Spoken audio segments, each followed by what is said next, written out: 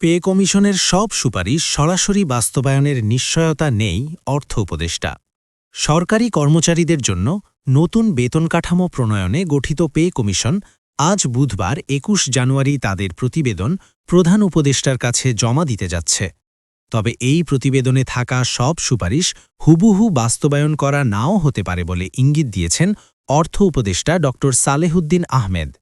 মঙ্গলবার ২০ জানুয়ারি বাংলাদেশ সচিবালয়ে সাংবাদিকদের সঙ্গে আলাপকালে তিনি জানান, পে কমিশনের প্রতিবেদন জমা পড়ার পর তা একাধিক কমিটির মাধ্যমে যাচাই বাছাই ও পর্যালোচনার আয়তায় আনা হবে। এই প্রক্রিয়া সম্পন্ন হতে সাধারণত ৩ থেকে ৪ মাস সময় লাগে।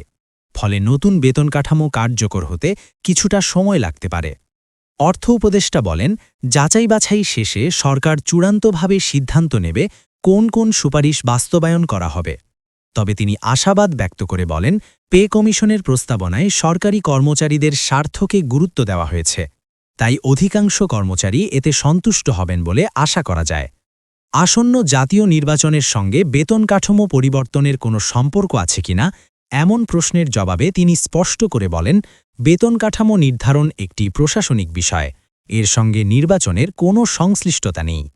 বর্তমান পে কমিশনের কাজকে ব্যতিক্রমধর্মী উল্লেখ করে ড সালেহুদ্দিন আহমেদ বলেন, সুপারিশ প্রণয়নের আগে কমিশন বিভিন্ন শ্রেণী পেশার মানুষের সঙ্গে বিস্তৃত আলোচনা করেছে।